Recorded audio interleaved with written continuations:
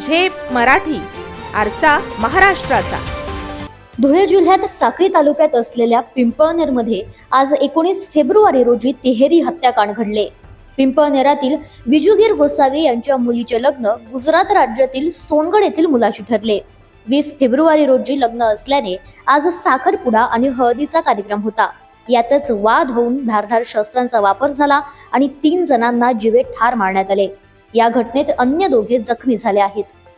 सोनगडच्या मुलाकडील एकाने 2 दिवसांआधीच मोबाईलवर आम्ही 18, 19, 20 ला लग्नाला येतो आहोत, तेव्हा आम्ही काय आहोत हे दाखवून देऊ आणि तुमचे अस्तित्व संपवू असे स्टेटस अपलोड केले।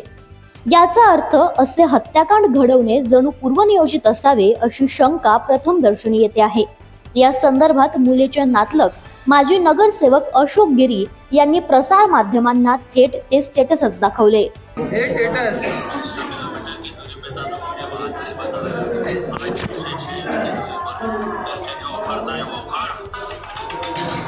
त्याच्यानंतर हे तारीख वाईज स्टेटस बघा, हे कालचेच।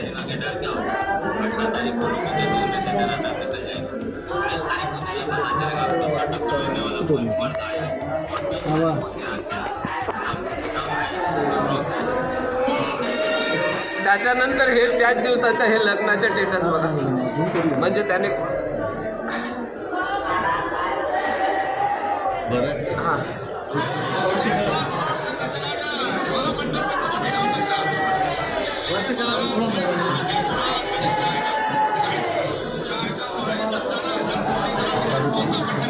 हे प्लॅन व्हायचं आता आम्हाला माहिती नाही। हे मी नवरदेवला आणि नवरीच्या बापाला रात्री 12 वाजता मुंबईहून आलो, ते दाखवलं की बाबा तुझा लग्नात असा असा विषय आहे, तू तुझं तिथले नवरदेव सोनगडचाच तुमचा नवरदेव आहे तर त्याला सांगा, त्याला समजवतील, भांडणं तडणं व्हायला नको।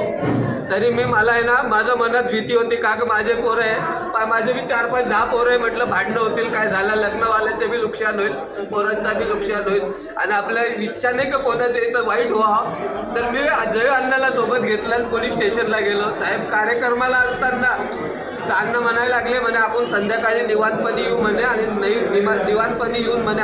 ही घटना घडण्यापूर्वी अशोक गिरी यांना संशय आल्याने त्यांनी आधीच पिंपळनेर पोलीस ठाण्यात जाऊन हे स्टेटस दाखवले। त्यानंतर त्यांनी नवरीच्या वडिलांनाही याबाबत सांगण्याचा प्रयत्न केला। त्याआधीच नवरदेवाकडील काही मंडळी तेथे हजर होती।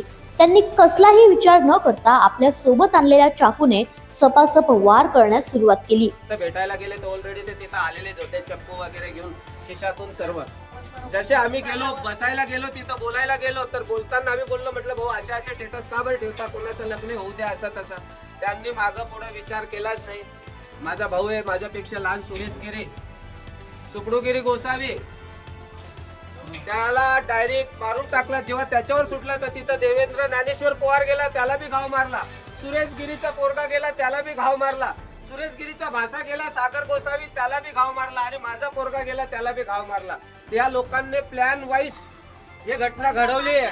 आम्ही पत्रकार बंधूंना आणि प्रशासन आणि शासनाला विनंती करतो, जर ह्या लोकांना कमीत कमी 5-6 लोक आहेत, त्यांचे नाव सांगतो मी तुम्हाला।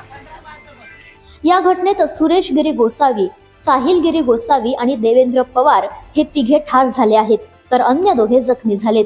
या तिहेरी हत्याकांडातील संशयित आरोपी ब्रेझा काळने गुजरातकडे पळून जात असताना पिंपळनेर पोलिसांनी त्यांना गुजरात राज्याच्या सीमेरेषेवरील ओटाबारी घाटात पकडले। यापैकी कांतीलाल गोसावी आणि जसवंत गोसावी यांच्यासह कार चालकाला अटक केली आहे। या धक्कादायक घटनेमुळे पिंपळनेर आणि साक्री या ठिकाणी बंदोबस्त वाढवण्यात आलाय। प्रतिनिधी समाधान ठाकरे, झेप मराठी, दोंडाईचा। अशाच वेगळ्या आणि ताज्या बातम्यांसाठी पाहत रहा झेप मराठी, आरसा महाराष्ट्राचा। संपादक प्राध्यापक अनिल चव्हाण, धुळे।